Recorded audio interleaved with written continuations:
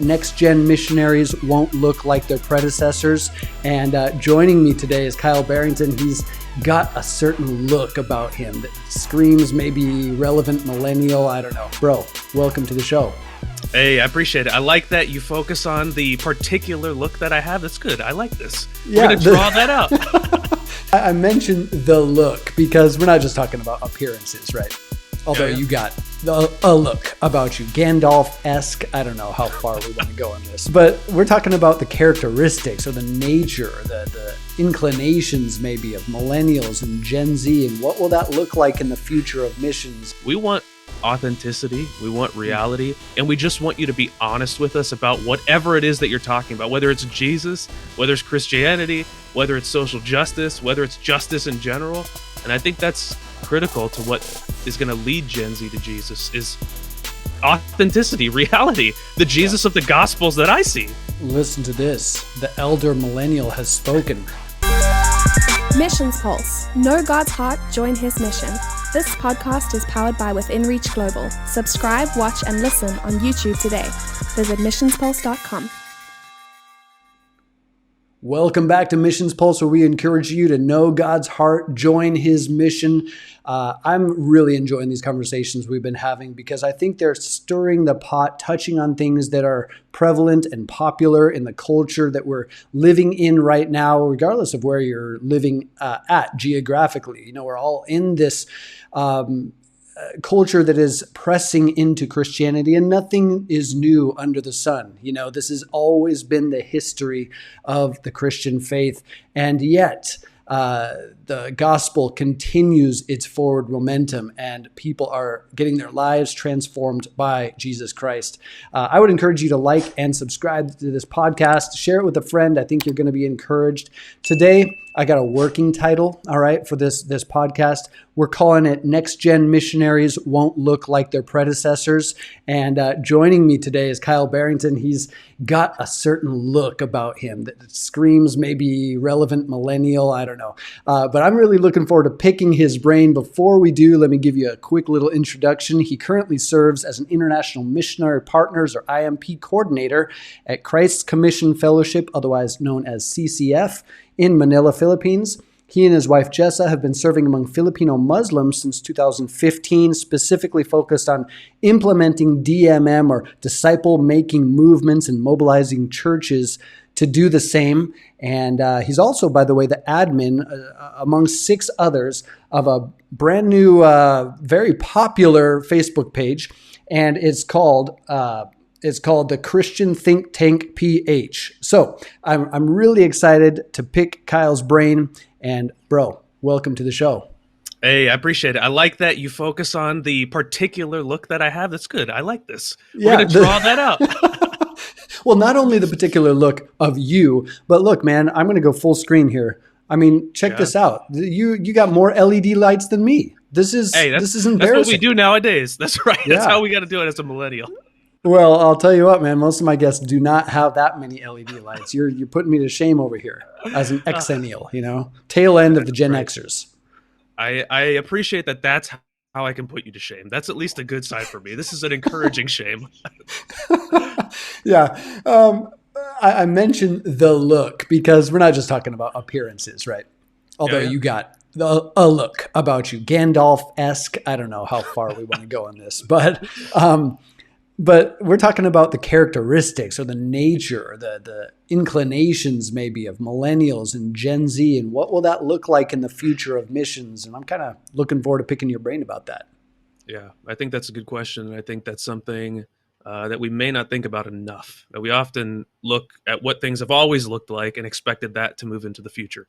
And I don't think that is the case, and I don't think that will be the case. Yeah. And I mean, especially in this new cultural milieu we're in, where colonialism or white saviorhood is a term that we flip around. I mean, you think of Jim Elliot, Ecuador 5, you know, right after their death, and I think it was January 8, 1956, Time Magazine runs this 10-page article hailing their service as missionaries. Enter John Allen Chow, 2018, who goes to North Sentinel Island. He doesn't get that global welcome that the Ecuador 5 did. So, I mean, the times call for some new kind of paradigm of how we operate, I think, right? I think that's right. That was for people our age, right? We're growing up in this. I mean, that moment was significant for us. I came to Christ late, and maybe we'll get to that later. But I know exactly what the culture's thinking when they're talking about John Chow, because I have been there. I experienced that. I was part of that when I was younger for most of my life, actually. So I can understand the thought. What do you mean? Understand the thought? So I think if you grow up like I did, just to give a little bit of background, I grew up in a non-religious atheist household. Okay, so we didn't. I try to think about this. I didn't step foot into a church. I mean, anything that was even like a church until I was probably 17, and that was a house, right? I didn't step foot into a church building until I was 19 or 18, something around that time. So when you grow up in a culture that is sort of anti-religious, which is what we were, which thought of things like Christianity as a fairy tale, this is a common theme, that what people do for this fairy tale is like John Chow. You're going to take away something that is equally true to what you think is true. And so why would you go there to bring your colonialist mentality to a group of people who, number one, don't need it because you're not bringing them anything, and number two, it's a death sentence for you. There's nothing good that comes out of this. And so I can relate to that thought because I've thought the same thing. Yeah, I think you articulating these things in a certain way is going to be helpful, especially for missionaries who are serving across the world right now. Of course, we want to see the gospel permeate every culture. We want to see Revelation 7:9. We want to see the North Sentinelese there standing before the throne. That's but right. There are perhaps certain ways to go about proclaiming the gospel or contextualizing. I know contextualization is something near and dear to your heart. Yeah, it is. And I think that is true. I wrote a paper on this. I was working as a missions mobilizing director for another denomination, and we had to write on it. We were the missions department. We had to talk about what happened with the John Chow situation. And the first thing we did not focus on actually was contextualization, but rather how was this actually done? So more of the process of how this particular individual went about bringing the gospel, because that was what he said his intent was, to this group of people sort of outside the community of accountability and leadership and direction. And what I boiled it down to was a lack of wisdom. And so I think young people like us we want to do the John Chow thing, right? I think we want to be adventurous. We want to go. And it may not be go in that sense, but we want to go do something and give our life to it.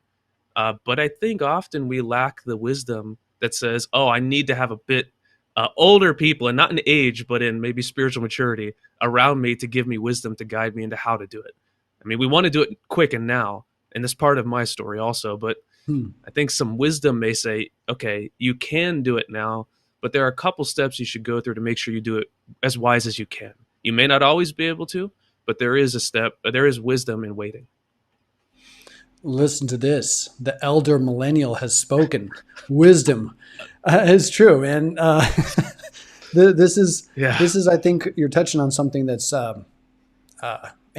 desperately need to be focused on in this day and age. And, we're talking recently, Barna came out with these studies, The Future of Missions, and then Gen Z, 2 reports about, rise of the nuns and non-affiliated people among Gen Z population, probably globally. It was mostly focused on North America.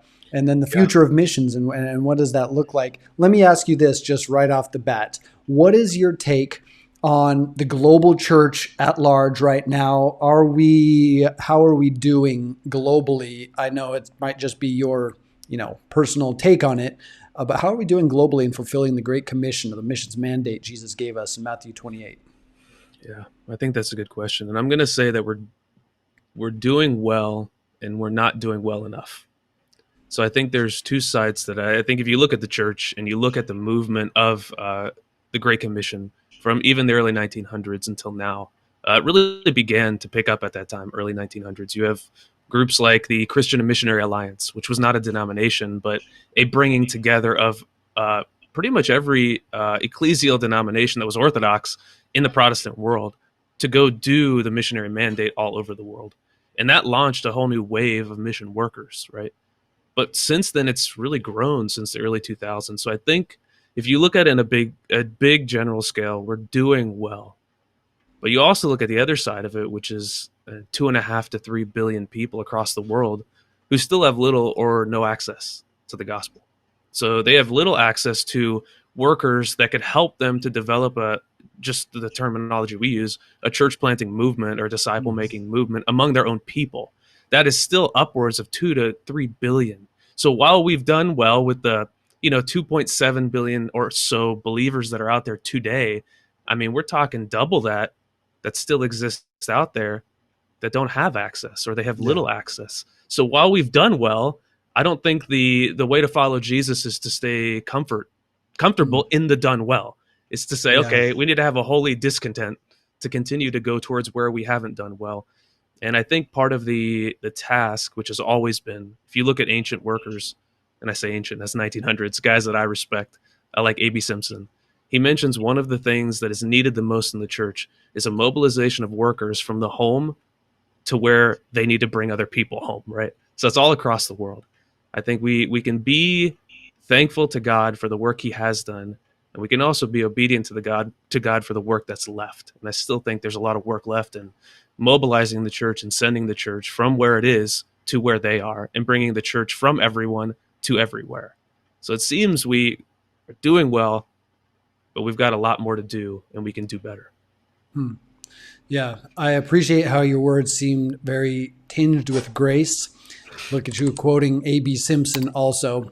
I love his quote. He said, prayer is the mighty engine that is to move the missionary work. But I think what you're getting at too, and is powerful, sometimes we're the answer to those prayers. It's not like some side gig that we're called to do. Prayer is the mighty engine that is to move the missionary work, and it draws us into that storyline. So, I mean, we just hit 8 billion people. You're talking about 2.9. A third of the world's population has never had gospel access. So catch me up on this, on your story, because you're talking about unreached peoples, DMM, disciple making movements, CPM, church planting movements. What led you from atheism or non-churched into this place you're at now? I mean, I'm bracing myself for a crazy story here. Yeah, if I just never expected this is sort of the life I would live to be. I mean, all right, you can just look at me and sort of see what world I come from, and I don't think most people would think that's a negative world. It wasn't, but I come from the world of death metal, right? I was a death metal musician at the end and up throughout high school. I almost dropped out of high school. I couldn't, because legally I wasn't allowed, in order to do this full time. And the reason for that goes back a little bit further. So yeah, it was a non-religious atheist household, but there's a lot more to the story than that. It was a really rough childhood. So I grew up with a really abusive father, alcoholic. Almost every day of our lives was just total trauma and torment, until I was about 16, when I was thrown out of my house with nowhere else to go. So at all this time, there's no religious background. I had never even seen a Bible. I don't know what any of this stuff is. Thrown out of my house. I had been playing music at the time, moved in with a couple of friends. We started a really successful metal band in high school, which ended up signing a record deal. And so we were going towards this direction. This was our life direction. And then we're in the studio in November, this 2018. So from today, we're talking, 14 years ago. We're in the studio. 2008 then, right? 2008, sorry, yeah, 2008. Yeah. We'll blame it on COVID. You're right. Yeah, that's right. It's the COVID brain, man. Okay, the fog. Yeah. So we're in the studio. We're recording this album to release on a label. And there was a moment in time where we couldn't agree on a song. I'd written this part, and it's one of those things which I'm sure you know. You're a married man. I'm a married man. This is not married people, but a small issue becomes the mountain that you can't overcome. So this part of this song, right? We get to an argument, and on that day, this is, I think, November 18th of 2008, so we split the band. Oh, I left that moment, and it was a change of my entire life. I had no idea where to go next. So I have no house. I live with these guys, right? I go home and this is MySpace days. So I'm revealing my millennial age, okay? Back into MySpace. The elder millennial, MySpace, yeah. And I I post on MySpace at the time just what's going on and how things are going, very short. And a friend messages me and says, "Hey, bro, how are you?" Basic, real simple. And I write him, I'm telling you, this was a PhD thesis of how terrible things were going. Okay. It was awful. And then he invited me to his house. And it turned out, long story short, this was a house church. And I ended up in January of 2009 going to this house church, hearing a Bible teaching on the book of Acts, Acts chapter 10, actually, on Peter and Cornelius. And I realized that sort of I was Cornelius, and this friend of mine was Peter. And I had all these reservations about belief in God and belief in all these things. And these guys had background in Christian apologetics. They invited me into a group study on a book called The Case for Christ, which is very easy to read. And all of these objections slowly got overcame. And I made a commitment that night. It wasn't normal like most people. And I think this is going to say a lot about how people today are making this choice. My commitment was, okay, Jesus, I'm going to follow you until I find out whether or not this is true. I'm going to keep moving forward until I find out if this is true or not. If it's not true, obviously my choice is not going to be to follow. If it is true, then I'm committed to this for the rest of my life. So that was the decision I made that night. Kind of guy here, huh? I felt like I had to be. I felt like if it's going to be something of this magnitude that people are claiming is the sole absolute reality about salvation, right? Then I have to make an all or nothing commitment. It can't be, I'm going to dabble in it. I have to figure out, is this true? And if it is, I have to commit my life to it. If it's not, I'm free. But if I am, if it is true, I have to commit my life to it. So I made that decision that night, and here I am, 13 years later, still in the same place, but moving toward mission after that. So that's the introduction to the story. Yeah. Okay. Keep going if you want. I mean, when it's already striking, because I think if we're talking about Gen Z, as quoted by Barna and then others, is the most post-Christian culture in American history. At present time, we're talking about, this is a couple of years ago, the study, but we're in that same era right now. It's telling me that doesn't mean that there is no hope for Gen Z. It's telling me that, sure, our methods might need to shift up and change a little bit, but there are people on the cusp of coming into the kingdom. Yeah, I think that's right. And when I decided to make that commitment, I didn't know what I was getting into. And I think most people don't know that. And I think that's one of our biggest problems is we often invite, and especially for people in my generation and maybe Gen Z and below, they get invited into something that they're not actually told what it is. They're given maybe a false picture of reality. Maybe it's, if you come to Jesus, everything's going to be peaceful and well. And that's true ultimately, but they're told that's true immediately. And there's a problem there because the next day you run into an issue and you realize, well, this is not true. So what else isn't true, right? There are hurdles to overcome. And I didn't experience that because the people that helped to guide me were honest about reality. This is, and it reminds me of, I think it was C.S. Lewis who said, I didn't become a Christian. I didn't come to Christianity to make me happy. I knew a bottle of whiskey or a bottle of port would do that, right? This isn't about happiness. And they helped me to see that this is not going to be a world of happiness. It's not going to be a world of peace. That comes later. It's going to be a world of a kingdom against kingdom. It's going to be a world of suffering, a world of struggle, and a world of fight. And I think that's part of what really helped me to dig in deep and stay in deep was that I knew this was not going to be cakewalk. It's going to be difficult. Is that the kind of honesty that we're kind of getting at here in the desires or characteristics of Gen Z's millennials? They want to be a part of something, bigger than themselves. The passion for social justice, it's there, right? Yeah, that's right. But the honest take rather than you're made for adventure, go on this trip. It's going to change your life. Yeah. Well, it's a moment in time and it might be life changing and have elements that, shift the trajectory of yours and others' lives. But the honest take of the reality of taking up your cross every day is different than that story. Absolutely. And I think that's what people want. Actually, if I'm honest, and I think if we're honest, that's what everyone's always wanted. It's just that Gen Z is brave enough now to be able to say it. And this is one of the blessings and curses of the internet. They have the freedom to say it because they can hide their identity. If they didn't hide their identity, then they know that people like their parents or teachers or others, maybe in our community, our Christian communities, would come down hard on them.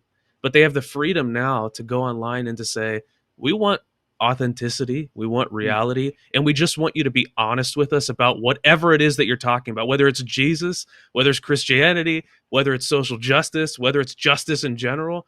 They want honesty and they want reality, and they're not afraid to say it like we have been, because of all the red tape that we feel like we've had to cross. And I think that's critical to what is going to lead Gen Z to Jesus, is authenticity, reality, the Jesus of the Gospels that I see.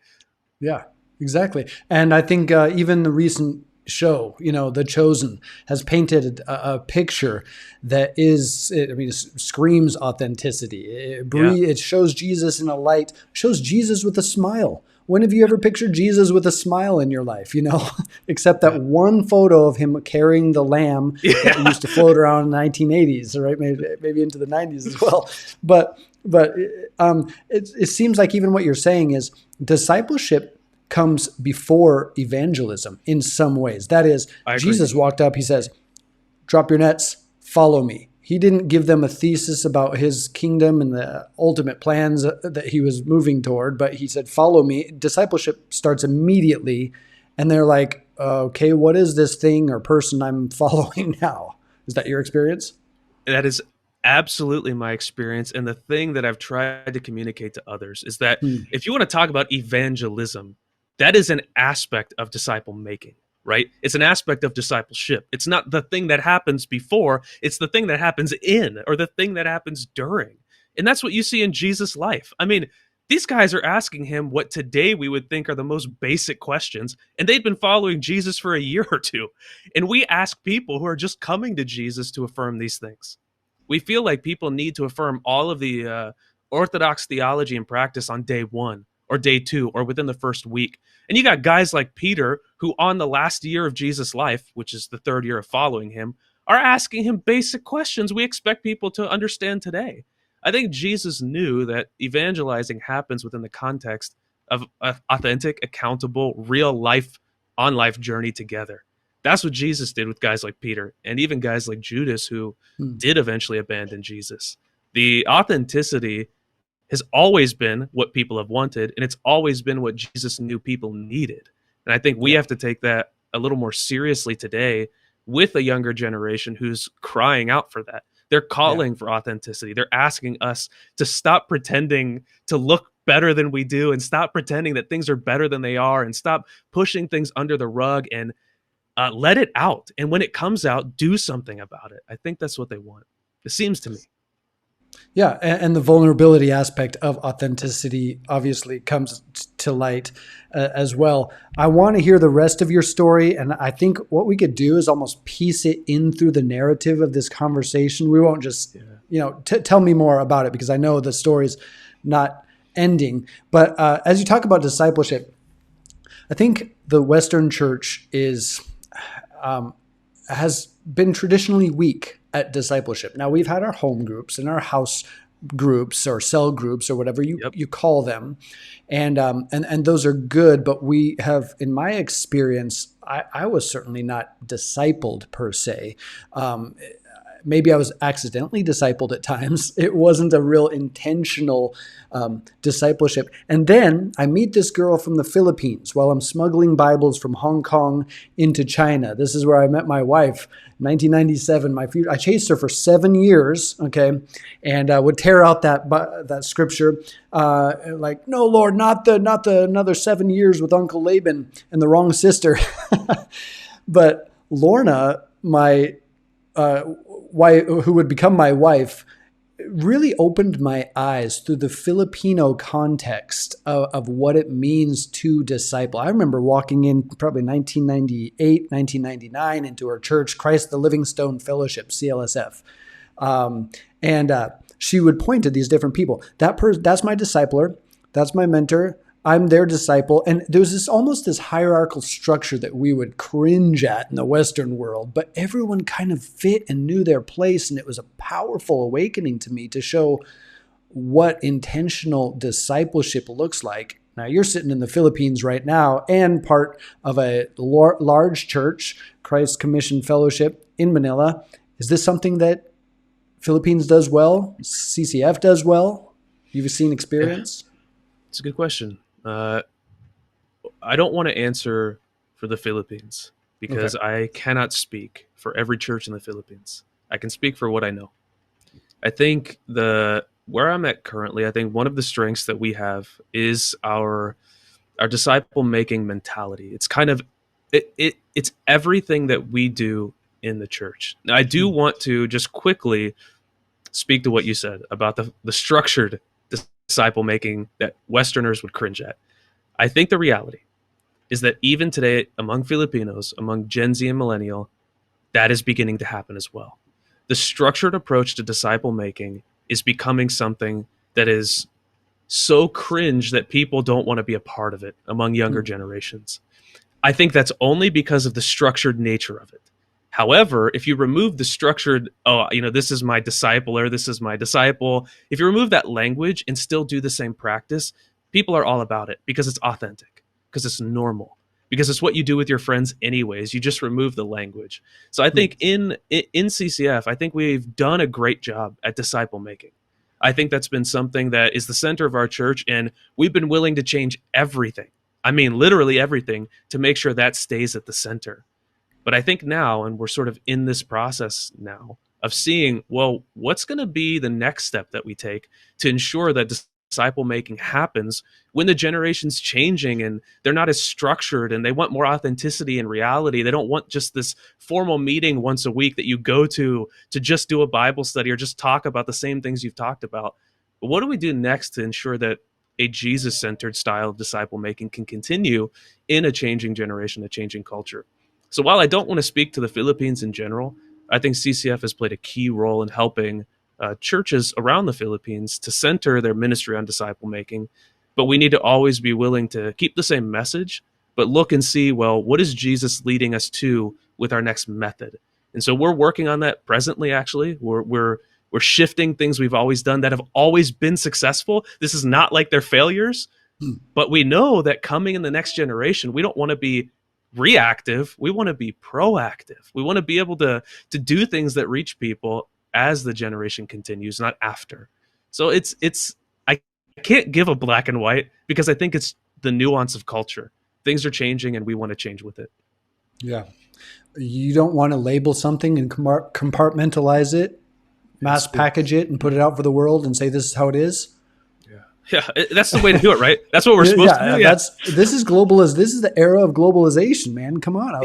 Here's the church. Take it. It's like, no, come on. You don't also want to see what's happened in South Korea, where, Pastor Youngi Cho has the largest church in the world. And then today there's this entire generation, the sons and daughters of those who were in the vibrant revival of South Korea, who don't want anything to do with the faith of their families or parents. Yeah.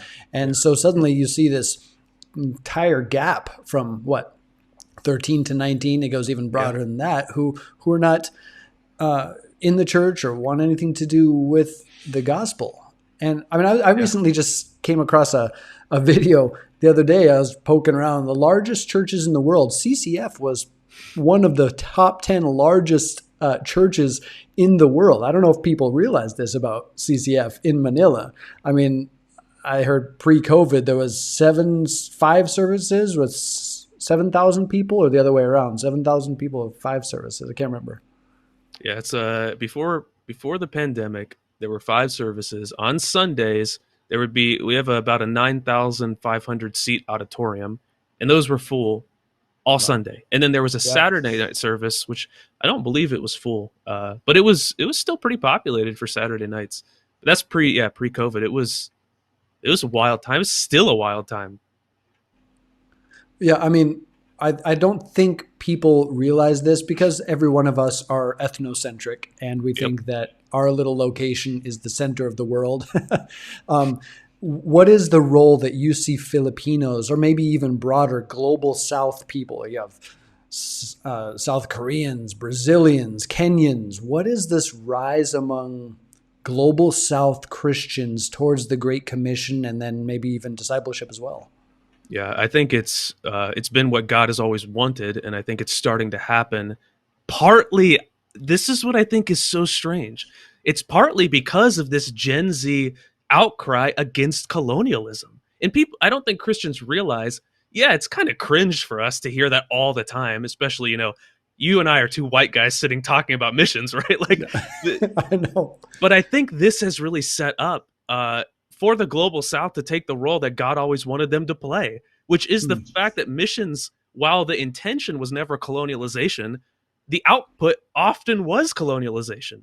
When you go to a mountain tribe and you see the pastor wearing a suit and tie, there's a problem there. That is an issue, right? This is not their culture. This comes from our people. But the gospel always comes from an outside source, right? I mean, that's true, though. But so it does come from an outside source many times. Specifically, you're going to be talking about unreached people groups. So how do you jump over that hurdle that you don't want to end up with a pastor in a square box with a suit on with pews? Yeah. And I think the key there is to help when you bring the gospel to a place where people are different than you, then the key there is to focus on the essentials, right? To let people know I think it didn't happen like this before, but I wasn't there, so I don't want to make that claim objectively. But you come in and help people to see you don't need to be like me. God didn't put you here to be like me in the way that I look or talk or how I present things or necessarily how your church is structured, like maybe mine in the US. These things are not part and parcel of the gospel and of what your call is to make disciples in your nation. You can and I think it needs to be that explicit. And it wasn't before that explicit. It was often thought, well, maybe they'll just think they can, wear their own traditional clothing or whatever. I'm not going to put a negative motive in anybody's mission work because I can't do that. I don't know. But I think it needs to be explicit that you don't need to look like this. You don't need to talk like this. You don't need to become Western to become a follower of Christ. You can be a follower of Christ as you are. And actually that will help those around you to be comfortable following Jesus with you because you're like them. You're, like Paul said, a Jew to the Jews. Even for Paul, he would become a Greek to the Greeks, or he said weak to the weak, and then he said strong to the strong. And what he's saying is, to every person that I'm going to, I become like them. I don't make them like me so that they can become like Jesus. That's the only way it's going to happen in their own people, is if they're able to stay in some sense as they are, and the other people around them can recognize that, hey, he's one of us, and he follows Jesus. And if he follows Jesus as one of us, well, maybe I can do that too. I think that's what God has always wanted for the Great Commission. And the Global South is able to do that in a unique way because they share not the same culture, but a similar culture across various unreached people groups. And you're seeing this a lot. Southeast Asians, there's a lot of Filipinos reaching out to Southeast Asians. And they're able to do it because they live in the same conditions. They have the same financial status most of the time. They can go in and learn language way faster than this white guy can ever learn language, right? They have such a large set of skills that a lot of us, I put myself personally here, I could never have. I'm not good at language. I grew up in a Western white culture we weren't rich, but we were fine. It was hard for me to adjust to a squatty toilet, like these things are hard for people like us. For a lot of the Global South, it's normal. It's common. And I'm seeing that as well. I have always had a high value for Filipinos specific and Global South missionaries because not only all that, but then they blend into culture so easily. I mean, in Thailand, every one of our Filipino staff, my brother-in-law included, who just recently moved here, my wife, her daily experience is not on the outside. They expect that she speaks Thai. So people walk up to her and say, "Sawasdee krapพี่," and then continue this conversation in Thai, but she's like, "Sorry, ขอโทษนะครับ ผมไม่ใช่เป็นคนไทย."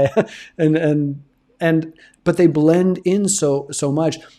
I think it's recognizing the fact, if we were to step back, we're recognizing the imago Dei, the imprint of God on every single culture, the beautiful diversity of what we recognize in Revelation 7:9, that every people from every nation, tongue, tribe, language. These are good things, and if we could elevate not only that individual, but that community and culture within that framework, and see an expression of the gospel form in it. I think Don Richardson, author of Eternity in Their Hearts, and then Peace Child, he talked about this.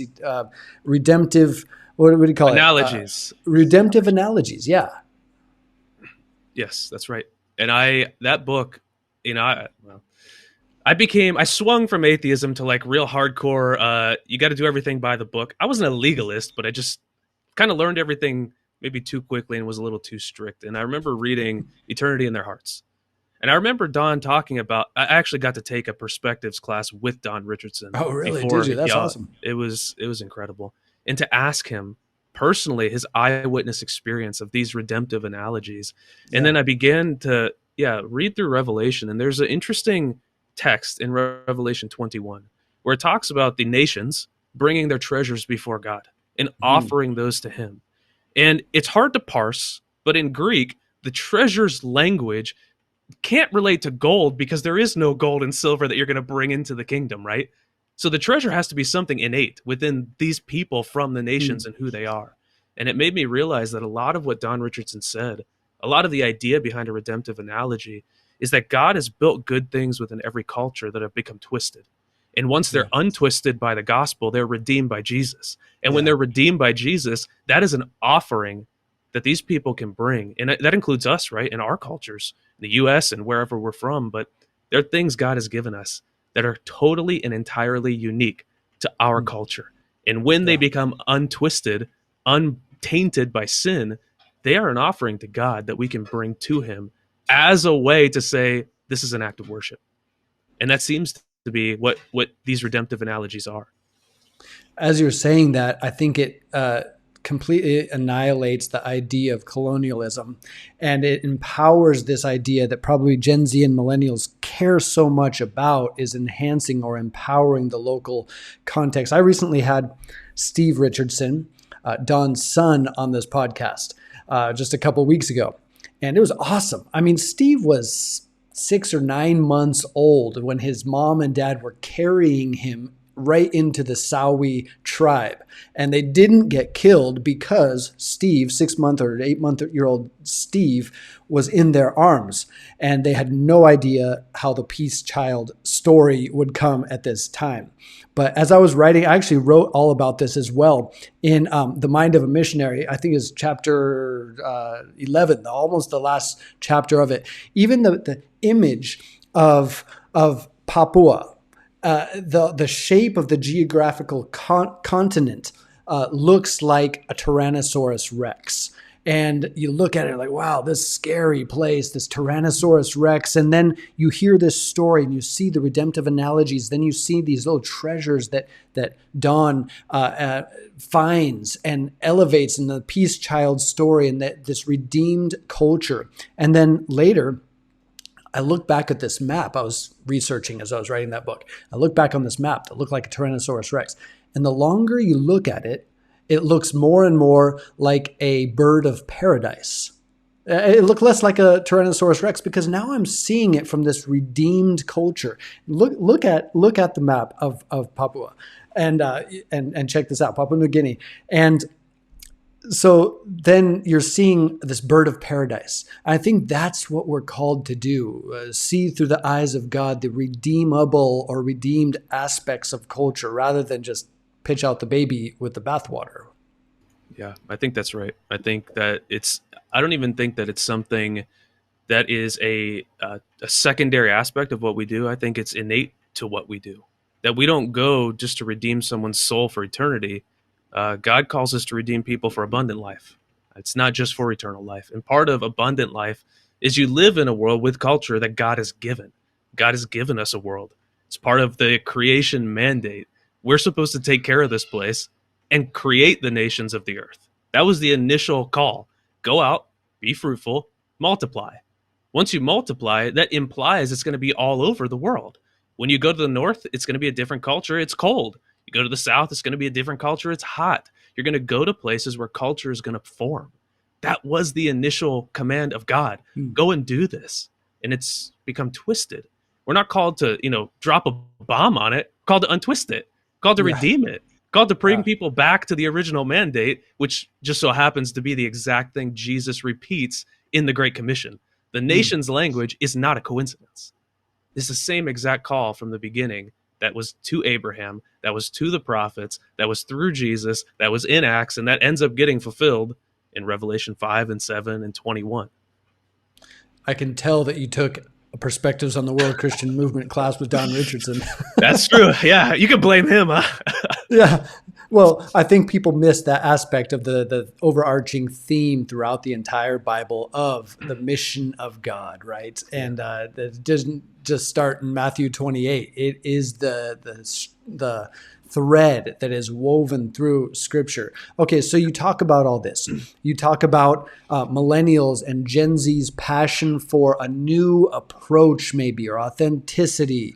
And so World Race pops up, and they're like, "Oh yeah, I could do World Race," and other elements like that. The new kind of short-term mission, or the gap year mission. Are you seeing millennials and Gen Z rise up to take the baton that's been passed down from history to them today to fulfill the Great Commission? That's a tough question to answer. And it's a tough question to answer from where I am in the world.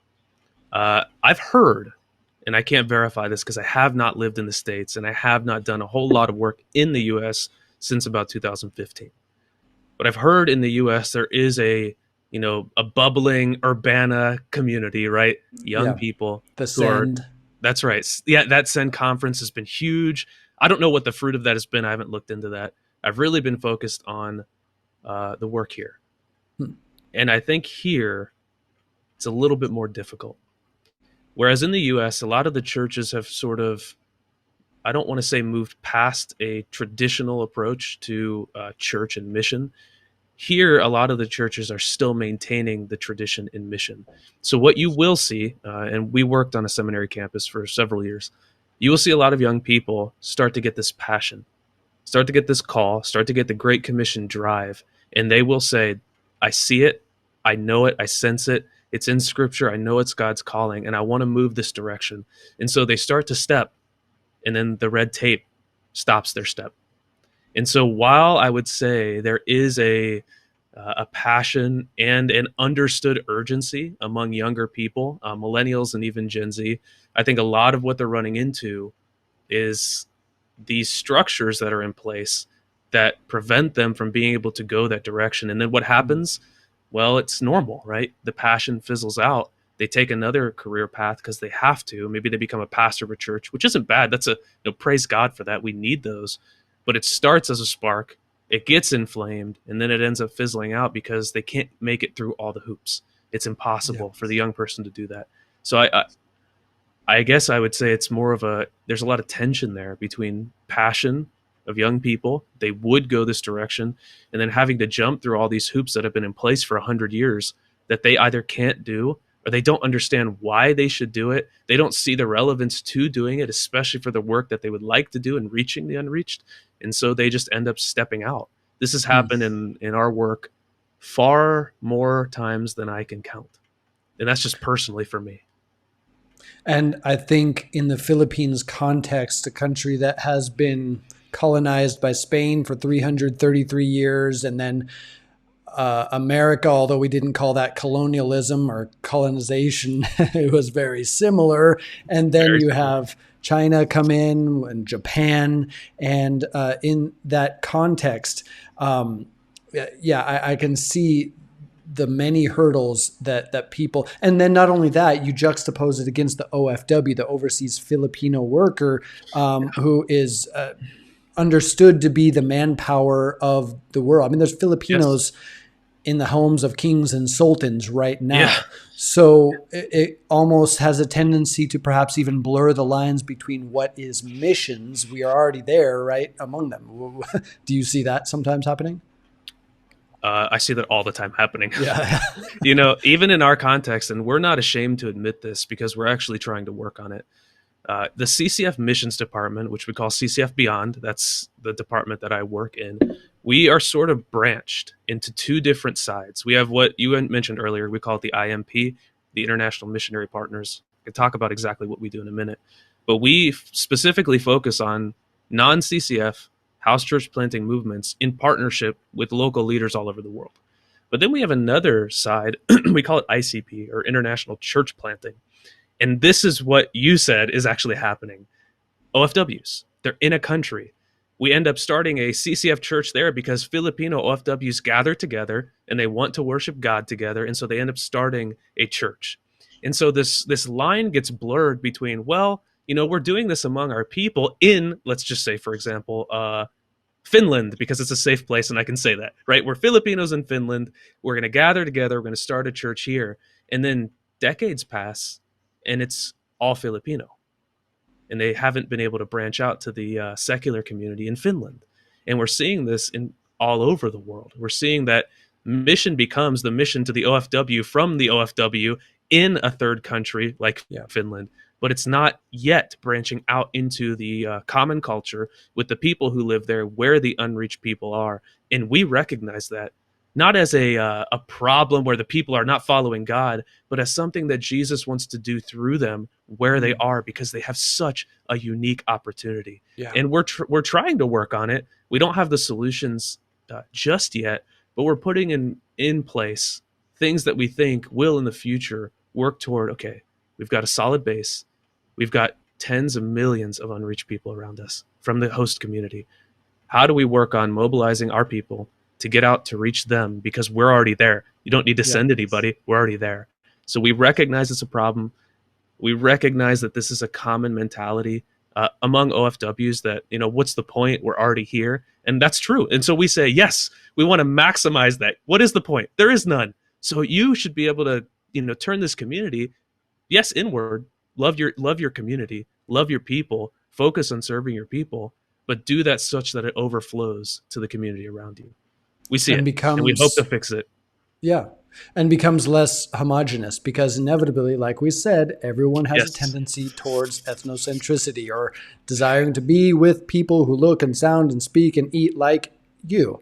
And I don't know where missionaries are in CCF at all, so I'll mention a couple other places, and I only mention them because if you're going to take a Qatar or Saudi Arabia or United Arab Emirates and all these nations in the Middle East, let's say in the Islamic world, where many Filipinos already are and are impacting culture. I mean, they're raising the children of royalty in many cases, sowing gospel seeds into their life just by being themselves.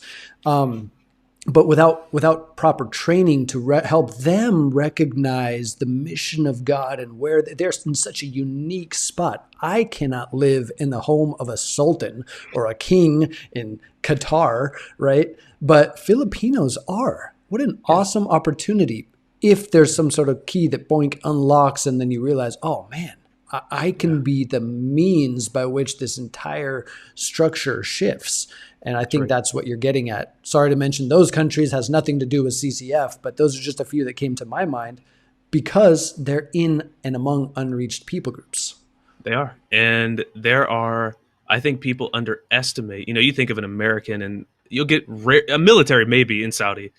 You're talking millions of Filipinos, over 12 million all around the world.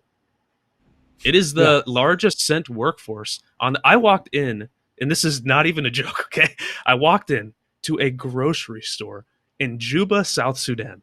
This is one of the most underdeveloped places that is in the world today, that God is doing amazing things in. I walked into a grocery store, and our team, we saw a lady. And, in my mind, we're like, there's no way in this grocery store there is a woman working behind the counter that is a Filipino. We walked up to her, and she's a Filipino working behind the counter in a grocery store in South Sudan. That is, even in a place like that, you have somebody who is a monster of a workforce right there in the middle of the heart of the working class community in South Sudan. They're everywhere. That's awesome. God has put them there. It's incredible. Yeah. I love that. Okay, so I have to pause right there and say, Tell me a little bit more about your role here, because what in the world are you doing in South Sudan?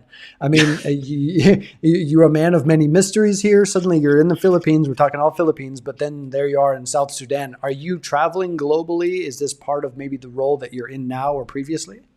Yeah, that is, yes. So I mentioned two branches, and the one branch that we are part of is called IMP, International Missionary Partners. And what we do is we have seen and we are convicted that mission comes when the church is working together, that the Great Commission is accomplished when the church global is working together. And so we pray and ask God to raise up and open doors to partnerships with people in particularly unreached places. And my role, if you can't tell, I don't grow this because I like it. My role is in the Muslim world. Okay. And so we pray and ask God to raise up a church, local leaders. They can be from different churches. We don't care, in an area that would be willing to partner together with us to see a church planting movement start in their area. And we take it so seriously that we commit to at least in each place we go, at least 2 years with the group of people that we're working with. And that requires from us to continue to go and to coach and to be together and to work together in the community, to get to know people, to learn people's names, to go visit their kids, to hang out with people. If we spend 2 days in a community just hanging out with people, that's a job well done for us. So we travel to key places around the world. I mentioned South Sudan because it's a safe place to travel to, but there's work going on through South Sudan and other places that I shouldn't mention. And we'll be there. I get on a flight in 3 days to fly to South Sudan.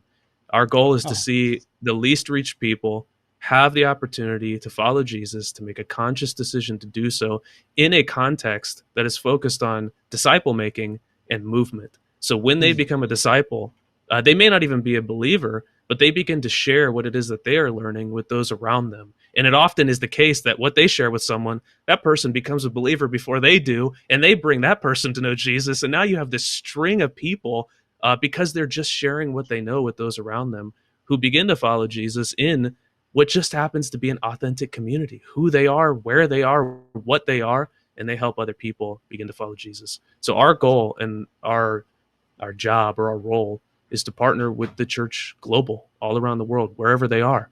They're not CCFers, to help them and help us to realize the Great Commission completion in every unreached people group, in every place where Jesus isn't known.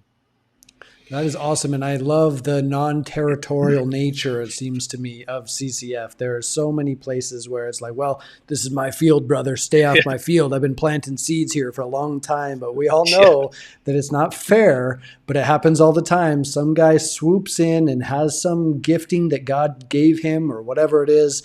And suddenly he's over here reaping this fruit that you've been working at for years. And I don't know why that is. But if you're going to be territorial about the kingdom of God, you're going to miss it. Because as one of our local missionaries in China always used to tell me this, I call him Zhang Rong. It's a pseudonym for one of our local missionaries in China. And he always told me this directly after deep persecution, cigarette butt burns on his face. And he told me, David, just remember to sow the seed. Because the harvest is in the seed and the seed knows what to do. He would always tell me this. The harvest is in the seed and the seed knows what to do. It was like the most simple thing. And that is the non-territorial nature of the kingdom of God. It's an oxymoron to even say territorialism because we don't own the wild beast of the gospel that it is. It's out of our control. Anyway, yeah. That's right. We want, if we know that there's good work going on in a particular area, we want to gather together with those people for mutual encouragement, to talk about things together, not to overlap. We don't want to go to a place and do a thing where people are, but we want to work together in the region if there's work to do, and have them be successful, have us be successful, whoever to be successful, to see God's kingdom realized in that place. Because and I'm just going to say this firmly, we cannot, no, let me go even further. It is literally impossible for any one group, any one church, any one organization to fully realize the kingdom of God on earth. Because the kingdom of God on earth is by definition all of that. It's every group working together to see these things happen. And if we want that to be the case, then we've got to work together now. We have to do things together now. We have to serve together now. We have to have nondescript house church movements together now, because it's not going to happen any other way. Yeah, love that. And really, it's coming back to that Matthew 9:38, the bigger picture. Jesus calls us. He sees with compassion the people who are like sheep without a shepherd. They're wandering around. He tells his disciples, pray to the Lord of the harvest. There's this massive harvest. Pray that he would send more people into these harvest fields. I think particularly for those of us who care about unreached people groups, what I call gospel dead zones, then this is what we need to shift our focus. There's been a great global imbalance of resource and funding and human manpower going to these areas, but the harvests are plentiful. There's not much stepping on toes when you're in South Sudan or another place where it's considered, or in Thailand, where we have 0.77% Christian out of 70 million people. And so, I mean, I know there's a lot of missionaries here in Chiang Mai, but I like too to see all these different orgs and churches and individuals succeed and thrive to bring a touch, at least an aspect of the kingdom on earth as it always is in heaven for the Thai people, and then transpose that to any culture that you're actually in right now. Yeah, amen. I think that's right. I even think of myself as coming from a subculture. I'm not the normal average American, younger Christian family from boomers. I don't come from that. And people had to work really hard to reach out to somebody in the death metal community like me to give me good reasons for why Christianity is true. Like, I used to be with an organization called Frontiers several years ago. And what they say is a tagline I've always adopted and still adopt to this day. Their tagline is, with love and respect, inviting everyone or all Muslims to follow Jesus. And I see that as exactly how we're supposed to approach people, is that it's got to be with genuine love and genuine respect to even have, like you said, a touch of the gospel in a community. And I know that personally because I come from a community I was called a Satan worshiper most of like, this is what Christians called people like me. I'm still called that today because of things like this, I'm still called that. Having long hair, listening to death metal, we still get ostracized, and I do follow Jesus. So what more will it take for those who maybe that's what they really do? What more love and respect will it take for them to even have a touch of Christ, an ability to even recognize that the gospel is good news for them too? It's not just this, good news in space. It's good news for their personal life. Good news in theory. Yeah. It's only good news if it gets there in time, right? Carl F.H. Henry always says. Right. So do you ever show up in a striper, skin-tight bumblebee outfit with your red rock and roll guitar and go in there, to share the gospel? Okay, listen. I'm getting this. This is memeable. I'm hoping that someone creates like some sort of meme of you dressed as striper, singing to you hell are with showing the devil. your age. You're showing your age now. I know. Okay. So, to hell with the devil. I don't know. Seems evangelistic to me. Striper is a little bit before my time. All right. Okay. I didn't even know there was a such thing as a Christian band until much later. This is just a string. I came to Christ in a house church movie. We didn't even do music. Okay. I didn't know there was a such thing as Christian bands. So no, unfortunately, I haven't gotten to be striper in a community. But hey, look, I'm willing to be striper to those who need striper. Time. Okay. There's still time.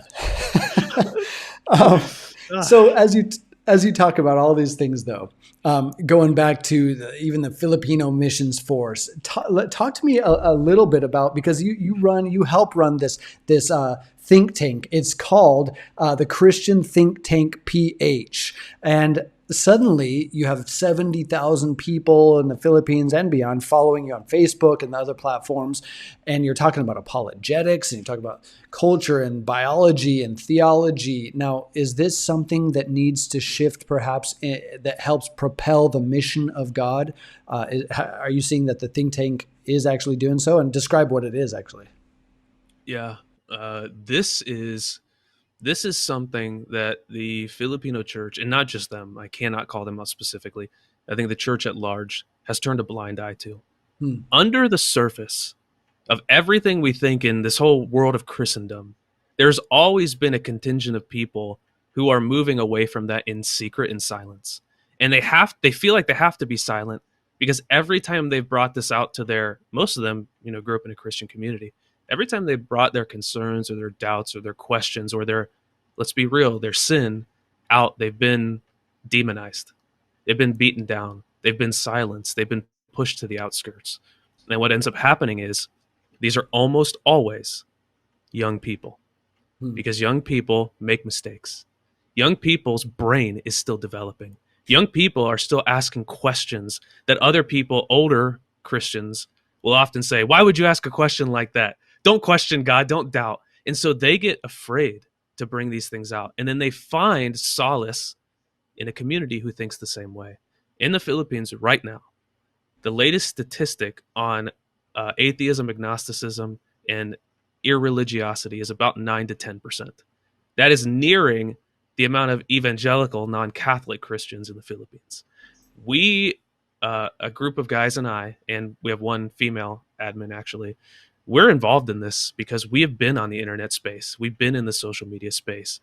From the beginning of the pandemic till now, agnostic, atheist, irreligious Facebook pages in the Philippines have grown probably 300-400%.